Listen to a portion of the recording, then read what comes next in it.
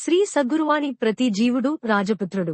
తండ్రి యొక్క విశ్వబ్రహ్మాండం అంతటికి నువ్వే అధికారివి. కాని దేనినో తీసుకుని నాది అనిన వెంటనే సార్వభౌమత్వాని నుండి చ్యుతుడవవుతావు. ప్రపంచమంతా పుత్రులతో నిండి ఉంది.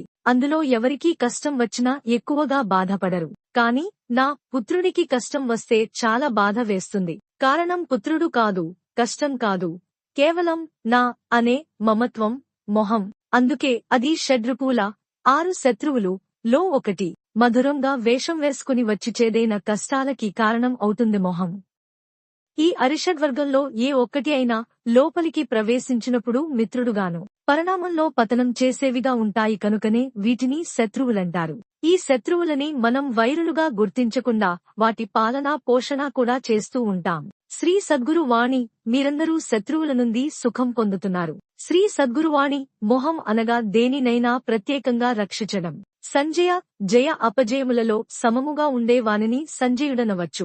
ఏదైనా ఘటనా క్రమాన్ని వర్ణించాలంటే పక్షపాతం లేకుండా వర్ణించగలవాడే విఖ్యాత వ్యాఖ్యాతగా పరిగణింపగలడు.